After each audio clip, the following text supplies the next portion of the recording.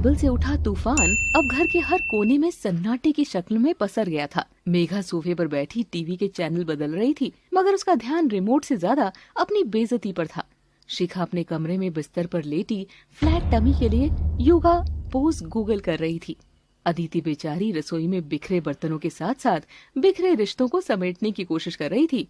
हे भगवान, ये नंदे हैं या दूरदर्शन के एंटीने जो हर बात पर झिलमिलाने लगते हैं। एक गरम मिजाज तो दूसरी अल्ट्रा गरम, और मेरी सास वो तो सीरियल की प्रोड्यूसर है। काश रोहित में थोड़ी सी भी हिम्मत होती, पर वो तो बेचारा घर में म्यूट बटन दबाकर घूमता रहता है। एक की भी साइड अगर ली तो फंसेगा बेचारा। ये दोनों नंदे उसे सैंडविच बनाकर चबा जाएगी। तभी शारदा देवी हाथ में एक शादी का कार्ड लहराते हुए हॉल में आई।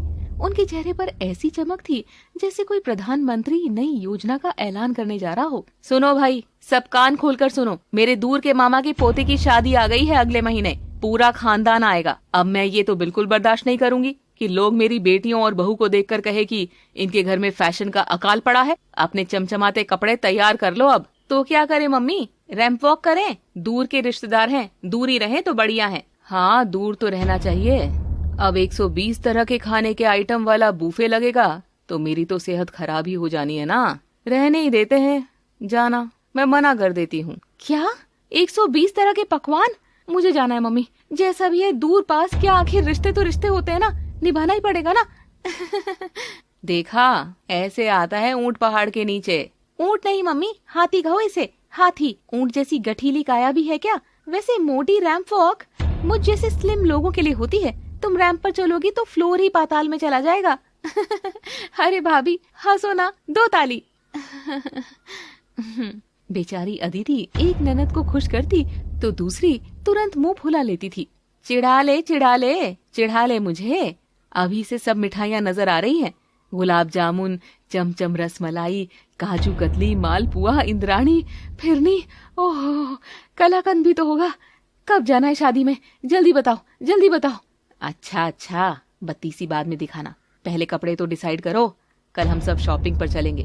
नई नवेली साड़ियाँ, सूट, गहने सब खरीदा जाएगा। मैं चाहती हूँ मेरा पूरा परिवार इस शादी में चमके।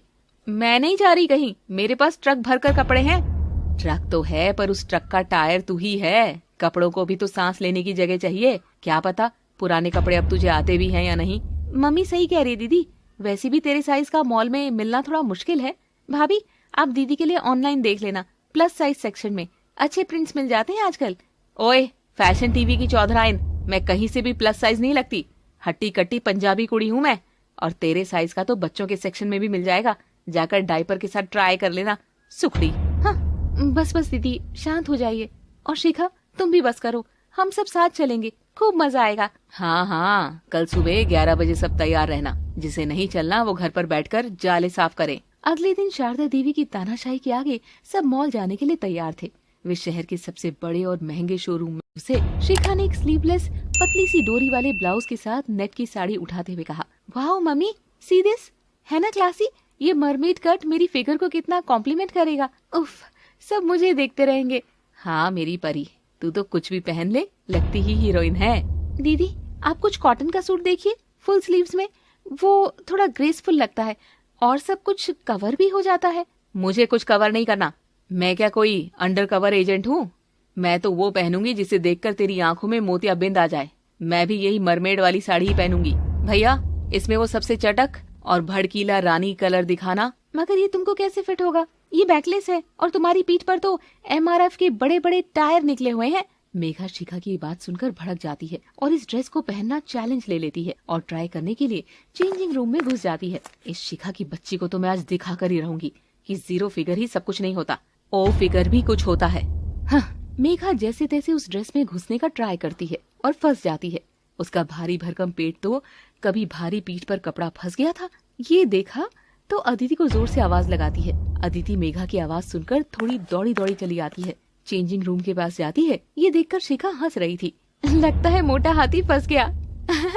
बोला था ना तुझे, 10 ट्राई करना चाहिए। ये सब कपड़े मेरे जैसे फिगर के लिए है। अदिति जैसे तैसे मेघा को उस कपड़े से आजाद करती है, मगर खींचम खाची में कपड़ा फट जाता है। फटी हुई ड्रेस लेकर मेघा बेचारा सा मुंह बनाकर बाहर आती है। भैया ये थोड़ा सा फट गया। थोड़ा सा? क्या बोल रही हो मैडम? इसे थोड़ा सा कहते हैं क्या? आपने तो पूरी ड्रेस ही फाड़ दी। अब आपको इसको खरीदना ही होगा। बड़े शोरूम में बेचारी मेघा क्या बहस करती। इज्जत बचाने के लिए उसने फटी हुई ड्रेस ही लेने का फैसला किया। ठीक है, कितने की है ड्रेस? ओनली 22,000 रुपीज की मैडम। कीमत सुनते ही शारदा देवी जो पानी पी रही थी उसके मुंह से बाहर आ जाता है। मेघा बेचारी बहुत दुखी मन से बिल पे करती है। तभी शोरूम वाला एक भारी भरकम सूट लेकर आया। मैडम 1 मिनट, आप ये वाला भी ट्राई करो, 1 नंबर पीस है, आप जैसे बड़े लोगों के लिए ही है। अरे नहीं करना भाई, और क्या मुफ्त में दे रहे हो क्या? तब तो ले लूं। और क्या मतलब है बड़े लोग और छोटे लोगों का भी अलग कपड़ा होता है क्या? हम लोग क्या अलग गोले से आए हैं जो गोल हैं? तमीज नहीं है बात करने की कस्टमर से? हाँ सॉरी मैडम। अब उस पर क्या भड़क रही हो दीदी? अपना गुस्सा उस पर क्यों निकाल रही हो? उस बेचारे ने तो बस एक सजेशन दिया है। मैं मांगी हूँ सजेशन? हाँ मांगी हूँ क्या? तो क्या पटियाला फटियाला दिखा रहा है? हो गया मेरा आज का कोटा पूरा। चलो मम्मी, अब चलो यहाँ से। मेघा 22,000 की चपत लगवाने के बाद मायूस हो गई थी। कोई बात नहीं रे दीदी, हम ये ड्रेस किसी और को दे देंगे। अब ना ये मेरे आ सकती है क्योंकि बड़ी बहुत है, ना तुम्हारे क्योंकि तुम्हारे लिए तो छोटी बहुत है। यही होता है हाल बराबरी करने पर। मान लेती तो इस नुकसान से बच जाती। एनीवेज दे देंगे किसी को भी ये। चिल करो किसी और को दे देंगे। ऐसे कैसे दे देंगे शिखा? 22,000 का मतलब समझती हो? कितना मुश्किल और मेहनत से कमाता है मेरा पति ये सब। ऐसे ही तेरी तरह 100 खर्चों पर खर्च करने को नहीं है मेरा पैसा। मैं भी बेवकूफ थी जो तेरा देखा देखी ये ट्राई करने चली गई। यानी मान लिया ना, नकलची हो तुम। मेघा दीदी बंदरी, नकलची बंदरी, जल कुकड़ी भी तो हो तुम। बस करो, अब दोनों एक दूसरे को छेड़ते छेड़ते लड़ पड़ोगी। मेघा तू मन छोटा मत कर, इसका पैसा तू मुझसे ले लेना। अब पार्लर चलते हैं। शॉपिंग के बाद शारदा देवी सबको मॉल के ही एक फैंसी सैलून में ले गई थी। शादी में जाने से पहले थोड़ा रंग रोगन भी तो जरूरी है लड़कियों। मैं तो कोरियन ग्लास स्किन फेशियल ही कराऊंगी और मेरे बालों में बेबी हाइलाइट्स कर देना। मेरा तो बस थ्रेडिंग और अपर लिप्स कर दो। फालतू केमिकल लगाकर मुझे अपना चांद सा मुखड़ा खराब नहीं करना है।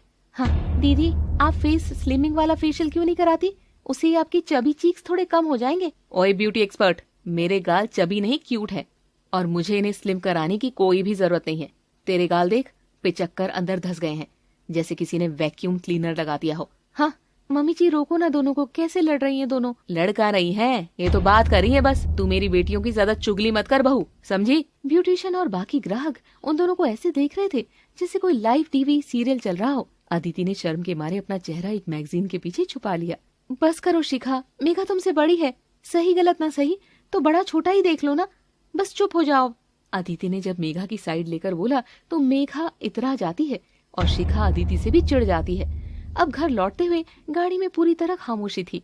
मेघा अपनी जीत की खुशी में मुस्कुरा रही थी, जबकि शिखा और शारदा का मुंह बना हुआ था। रात में जब सब सोने चले गए तो शिखा अपनी माँ के कमरे में गई। मम्मी, आपने देखा ना आज उस मोटी ने और आपकी बहू ने मिलकर मुझे कितना नीचा दिखाया। अब मैं उस मेघा दीदी को नहीं छोड़ूंगी। देखा मैंने कैसे वो अदिति मेरी दोनों बेटियों के बीच में पड़कर आग लगवा रही थी। लेकिन तू चिंता मत कर, तू बस घर में खा पी मौज कर। इस बहू की हेकड़ी तो मैं निकालूंगी। मतलब? कुछ खास नहीं बेटा। आखिर दोनों नंदों के बीच ये बेचारी अदिति कैसे फंस गई और क्या नंदों का ये युद्ध कभी खत्म होगा? देखने के लिए लौट